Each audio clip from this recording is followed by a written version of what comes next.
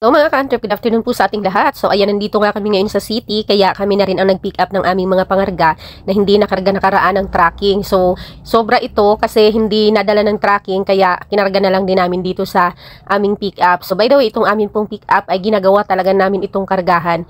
Minsan mas mabigat pa ang karga nito kaysa sa ngayon kasi medyo marami lang ito tingnan ngayon kasi bulky siya. Although mabigat din naman, pero hindi ito kasing bigat na yung kapag mga solid talaga ang aming mga pangarga, halimbawa like karamihan mga sprocket, kadena, mga bolts and nuts, yung mga ganon. May mga pagkakataon na ganon talaga yung karga namin at kitang-kita talaga sa sasakyan na halos nakatingala na siya So, yung naman, yung karga namin ngayon, medyo bulky lang siya, although mabigat din naman siya. Pero ayan, share ko lang sa inyo na alam nyo po ba, kung halimbawa ikaw ay may small business or may business, napakalaki pong bagay at napaka-importante po na mayroon kang sasakyan. Hindi ko po sinasabing sasakyan na pick up or yung mga mga van or yung mga klase ng sasakyan na mga pang-forma lang.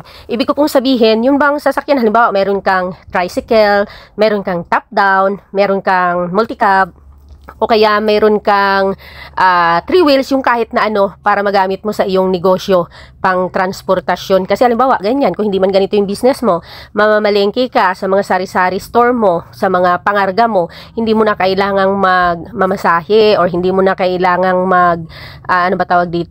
mag-commute. So mas mapapadali ang iyong buhay at mas mapapabilis ang ang takbo ng iyong negosyo kung meron kang masasakyan. So itong sa amin, kapag halimbawa naman nagkataon na wala kasi kami dito or hindi kami bumabiyahe sa city, pinapakarga naman namin sa tracking kasi syempre limitado lang naman ito. Minsan pag sa tracking talagang sobrang dami ng pangarga. Yun kapag na-serve lahat ng supplier ang aming orders, lalong-lalo na kung maraming mga gulong, tube. So pinapatracking talaga yon. Ito naman kasi, sobra ito nung tracking nung nakaraan. Kumbaga, hindi na ubos karga ng tracking, tapos na-delay din yung supplier. Kaya kami na lang ang nagkarga ngayon na pagpunta namin dito sa city.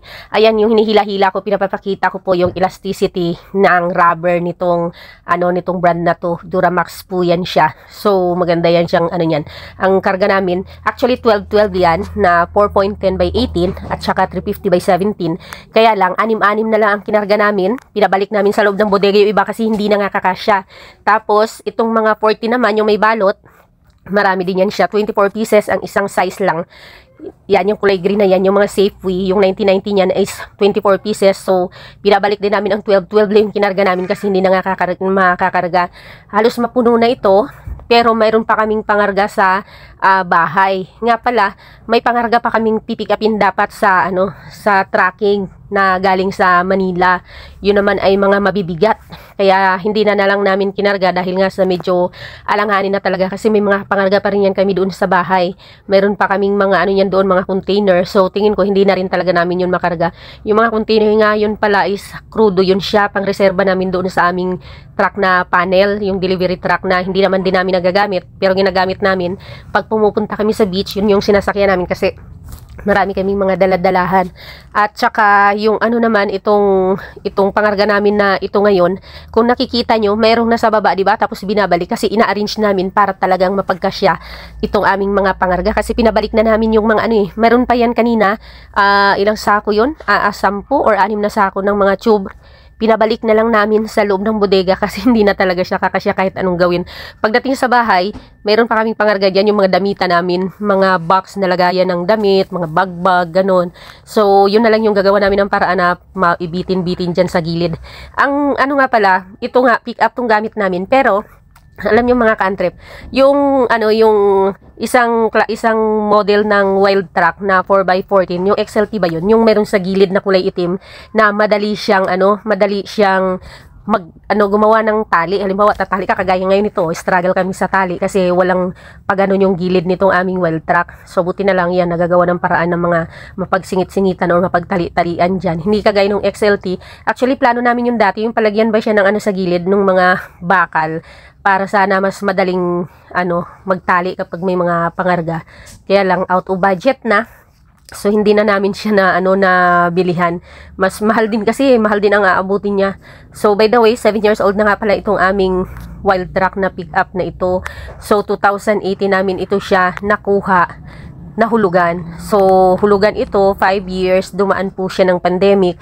Awa ng Diyos kahit papaano ay natapos naman namin siya hulog. Magsi 7 years na yan ngayong 2025 sa April 2. Matindi po ang pinagdaanan namin nung nagkaroon kami nito kasi naisabay siya nung kumuha or nag-down din ako sa lupa ng cash na nasa 785,000 plus na i-down namin dito sa sasakyan na ito na 200,000. Bali po, nagamit ko, nagalaw ko yung pera na dapat ay pang bayad namin sa supplier. So, 7, halos 985,000 yun. So, ang babayaran ko doon sa supplier halos na sa 1.2. So, nabawasan yun, hindi ko siya napansin. Naging reckless ako doon sa pagtingin ng cash dahil akala ko okay na, akala ko marami namang pera, akala ko kakayanin. Dumating po si pagka 2019, di ba nag-pandemic, doon kami nahirapan kasi medyo natigil yung aming pagrorota. Kasi nga, naging close na yun doon, natigil din ang mga halos maraming negosyo noon nung nagkaroon ng lockdown. So, nahirapan kami noon. Kaya, nung pagka 2019, nag-decide ako na mag-loan sa BDO dahil nga nahirapan na kami makapag-move. At that time, nabili din namin, sabay-sabay yung mga ka-antrep na ako sa city yun. Sa city yung lupa na yun na 785,000 na gastusan namin yun. Cash yun.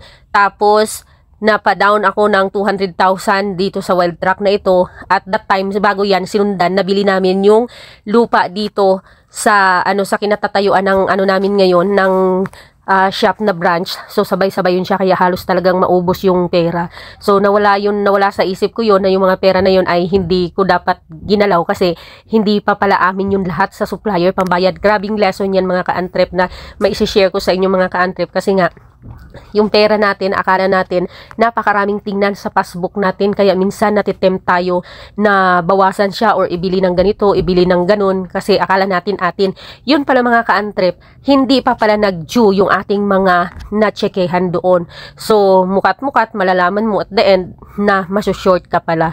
So yun, nag-decide na ako nung pagka 2019 na mag-loan na sa BDO ng 500,000. So actually, ang niluloan ko nga nun, parang nasa 750,000 dapat.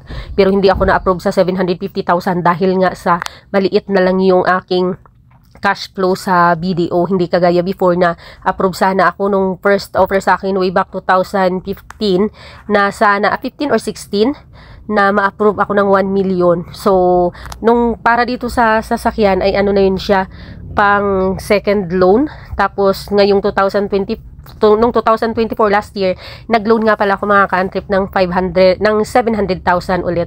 So, nakatatlong loan na ako. Ginagawa namin palagi ay binabayaran namin sa loob ng 2 taon. Napakaliit lang ng tubo mga ka-antrep sa BDO. Kaya sikapin nyo na doon kayo mag-loan sa mga bangko, sa DTI. Nag-loan din po kasi pala ako sa DTI ng 500,000 kasi kapag doon kayo sa mga ibang mga financial institution, lalong-lalo na siguro yung mga sa 5-6 is medyo malaki talaga yung tubo, baka hindi kayanin ng kita ng inyong business. So, loan ito, loan yung sasakyan na yan, tapos nag-loan sa BDO, sabay-sabay siya. Pero bago ako pangalawang loan sa BDO, tapos na yung loan ko sa DTI. Sa DTI, BDO month lang ang pagitan nun. Nag-loan din ako nun sa BDO kasi inoferan ako. So, that time hindi ko pa yun kailangan. Pero nung na-fully paid na, kinailangan ko na, kaya ako na mismo ang nag-apply ng loan. Yun na nga, yung 1 million sana ang gusto ko, hindi kami na-approve. Doon lang kami sa 500,000 na approve. So grabe din yan mga ka-antrep. Ang pasasalamat ko sa Diyos na kahit na ganun yung naging sitwasyon. Marami na rin, sobra-sobra na rin ang binigay ni Lord na biyaya sa amin na bunga ng aming pagsisikap dito sa aming motor parts business. Mayroon kaming main branch at ito nga yung aming second branch. Tapos nakabili na rin kami ng lupa para sa aming pang third branch. Tapos sarili na namin itong second branch na lupa, tapos yung pang third branch sarili na rin namin na lupa. Tapos nakaano na rin kami ng lupa with title, pero hindi pa na-transfer ang title sa city mismo. Yun na nga yung 785,000 na nagastusan namin. Tapos ito nakapag-acquire kami ng sasakyan, tapos may maliit din na lote sa beach. So sobra-sobra na yung binigay ni Lord sa amin na kapalit ng aming pagsisikap. Kaya wag kayong mawala ng pag-asa at wag kayong panghinaan dahil po kami ay patunay, lalong-lalo na yung mga matagal na sa aking channel ay sila po ay saksi kung saan po kami nagsimula. Scratch po talaga ang pinagmula namin. So Hindi ko rin sukat akalain na darating sa ganito talaga ang aming sitwasyon kasi kagaya nga ng palaging sinasabi, malayong malayo pa pero sobrang layo na rin kaysa doon sa mga taon na nag-umpisa kami. Kaya salamat Panginoon, sana ma-inspired kayo mga ka-antrep. Balikan nyo po yung mga videos ko 2019-20, doon po yung pag-start talaga namin ng mga videos na mga struggles namin at ma-inspired po kayo sa pinagmulan po namin. Thank you, please comment and share at subscribe. Bye-bye!